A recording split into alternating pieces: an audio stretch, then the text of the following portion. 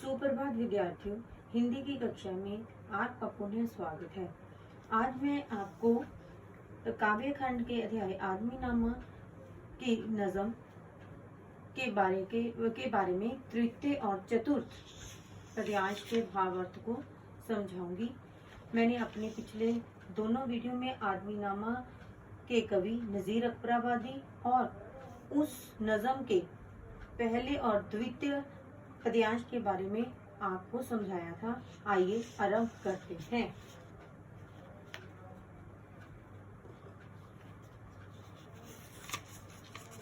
देखिए बच्चों, ध्यान दीजिए। या आदमी पे जान को बारे है आदमी, और आदमी पे तेग को मारे है आदमी। पगड़ी भी आदमी की उतारे है आदमी, चिल्ला के आदमी को पुकारे है आदमी। और सुन के दौड़ता है सो वो भी है आदमी। मैंने अपने पिछले वीडियो में आदमी के भिन्न भिन्न रूपों के बारे में चर्चा की थी। आज हम उसी से संबंधित तृतीय पद्यांश के बारे में, उसके भावार्थ और उसके शब्द अर्थों पर चर्चा करने जा रहे हैं। सबसे पहले मैंने अभी इस पद्यांश को पढ़ा, अब इसके शब्द अर्थ के बारे में जानकारी प्राप्त करते हैं। यहाँ पर शब्द आया है वारे। वारे का अर्थ है अर्पित कर देना या निछावर कर देना। ठीक है बेटा। फिर है द्वितीय पंक्ति में तेग। तेग का शब्द है का अर्थ है तलवार। तेग शब्द का अर्थ है तलवार। और तृतीय पंक्ति में पगड़ी उतारना का मतलब है अपमानित करना। ठीक है बच्चों। यहाँ पर नज़ीर अकबराबादी ने विरचित इन पंक्तियों में आदमी के विविध रूपों का वर्णन किया है। कवि ने आदमी की परस्पर विरोधी भूमिकाओं का चित्रण कर उसके सकारात्मक एवं नकारात्मक रूपों का बहुत ही दार्शनीय वर्णन करने का प्रयास किया है। ये देखिए, इस चित्र में मैं आपको दिखाने का प्रयास कर रही हूँ कि जिसमें ये देखिए कि इस चित्र में आदमी के भिन्न भिन्न रूप दिखाए गए हैं। ठीक है, यानी कि अभी मैं इसको पढ़ भी रही हूँ, आप सुनते जाइए भाग। ठीक है। या आदमी पे जान को मारे है आदमी। नज़ीर अकबराबादी जी कहते हैं आदमी ही दूसरे आदमी पर अपनी जान न्यौछावर कर देता है। ठीक है। और आदमी पे तेग को मारे है आदमी, परंतु कभी कभी आदमी ही दूसरे आदमी को तलवार के घाट उतार देता है। यानी कि कई बार वही आदमी, एक आदमी ऐसा है जो दूसरे के लिए अपनी जान दे देता है, लेकिन कई आदमी ऐसे भी हैं जो मतलब दूसरे आदमी को अपनी तलवार के घाट तलवार से उसकी गर्दन को काट देता है। पगड़ी भी आदमी की उतारे है आदमी।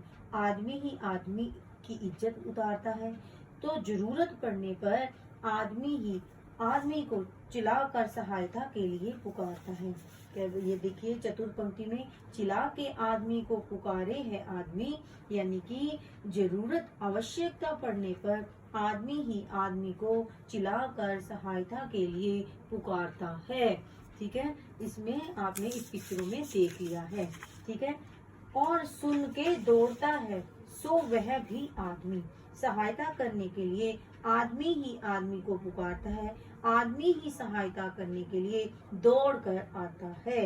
यानी कि तो दूसरी ओर आदमी ही आदमी पर तलवार का वार करता है, आदमी ही दूसरे आदमी की इज्जत उतारता है। इस प्रकार इस नज़म के पद्यांश में विभिन्न परिस्थितियों में आदमी के भिन्न भिन्न रूप हमें दिखाई दे रहे हैं। मैंने अभी आपको इस चित्र के माध्यम से और इस नज़म के पद्यांश को पढ़कर आपको समझाया है कि आदमी के स्वभाव के विरोधी पक्षों को उकेर कर आदमी को उसके आचरण और व्यवहार का आईना यानी प्रतिबिंब दिखाने का यहाँ पर कवि ने प्रयास किया है। इस कविता में कवि ने हिंदी और उर्दू भाषा का बहुत ही प्रभावशाली ढंग से प्रयोग किया है। कवि ने इसके अंतर्गत टुकड़े जमाना, तेग मारना, पगड़ी उतारना जैसे मुहावरों का भी प्रभावशाली ढंग से प्रयोग करने का प्रयास किया है। ठीक है बच्चों, अभी आपको मैंने तृतीय पद्यांश के बारे में चर्चा की है। अब मैं आगे आपको इस नज़म का अंतिम पद्यांश यानी कि चतुर्थ पद्यांश के बारे में समझाना आरंभ कर रही हूँ। ठीक है बच्चों,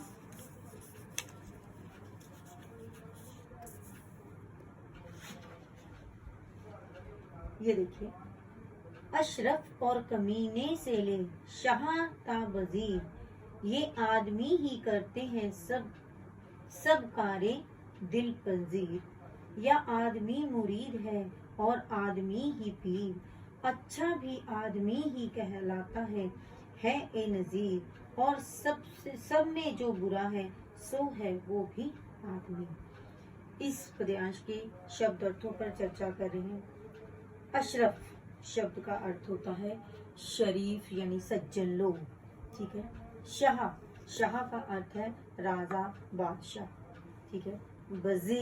वजीर मंत्री, राजा महाराजाओं के दरबार में मंत्री यानी कि वजीर हुआ करते थे। कार्य का अर्थ है कार्य करना। अब देखिए द्वितीय पंक्ति में दिल पंजीर का मन चाहा, मन वांछित। ठीक है बच्चों।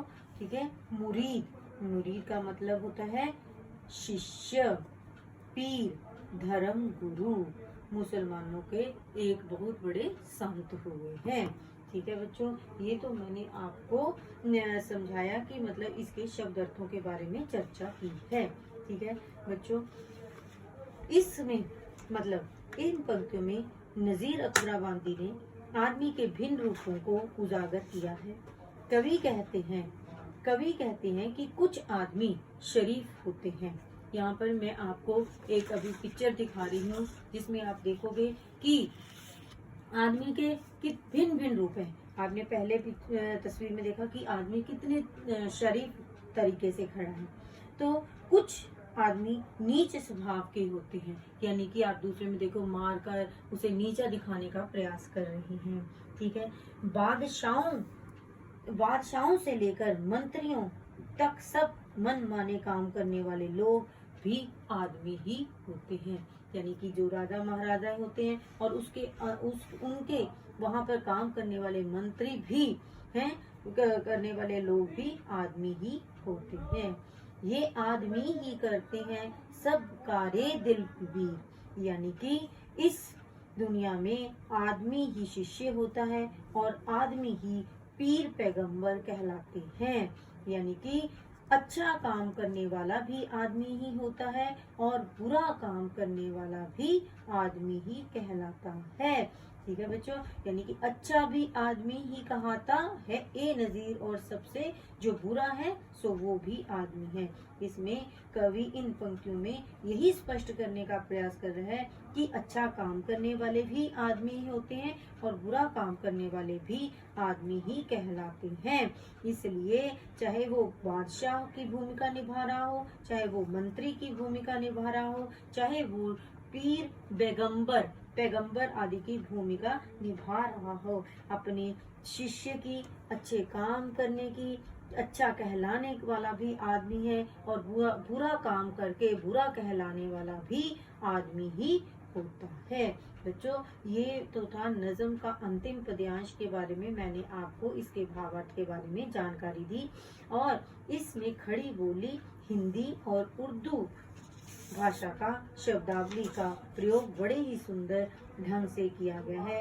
आदमी के परस्पर विरोधी भूमिकाएं दिखाकर कवि ने तटस्थ भाव से आदमी को उनके व्यवहारों का प्रतिबिंब दिखाने का प्रयास किया है। बच्चों, इस पूरी कविता में आपने देखा कि इस नज़म में कवि ने आदमी के सकारात्मक और नकारात्मक दोनों ही पक्षों को उद्घाटित किया है। मैं आपको एक बता रही हूँ कि सकारात्मक क्या है और नकारात्मक क्या है। सकारात्मक में सबसे पहला बादशाह और नकारात्मक में पहला गरीब लोग। इसमें द्वितीय में मालदार और नकारात्मक कमजोर लोग। तृतीय में स्वादिष्ट भोजन खाने वाला और तीसरा नकारात्मक बिंदु क्या है? सूखी रोटियां चबाने वाला। ठीक है। चतुर्थ पर चोर पर निगाह रखने वाला और नकारात्मक जूतियां चुराने वाला। पांचवे पे जान देने वाला व्यक्ति और नकारात्मक क्या आदमी की सोच है? जान लेने वाला व्यक्ति। ठीक है।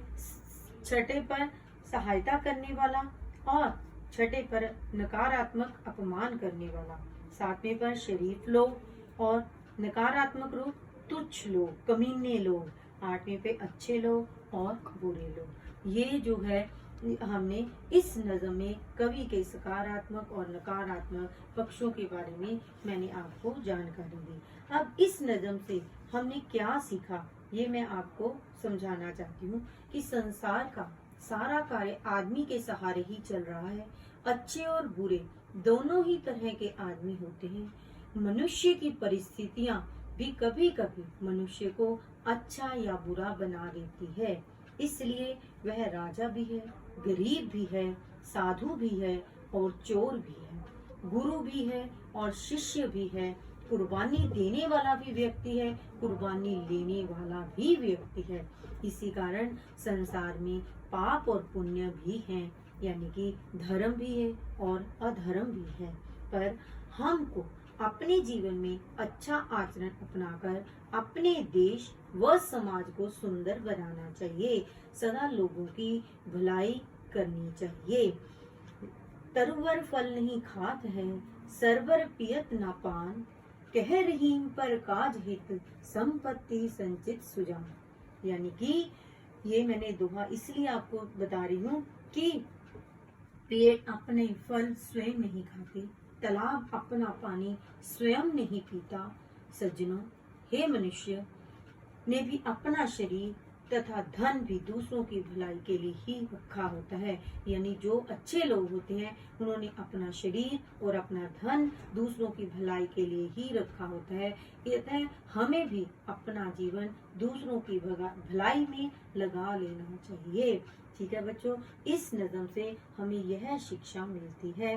आशा है आपको नज़ीर अकबराबादी जी की लिखी हुई यह नज़म आपको अच्छी लगी होगी, समझ में आ गई होगी। घर रहिए, सुरक्षित रहिए। धन्यवाद।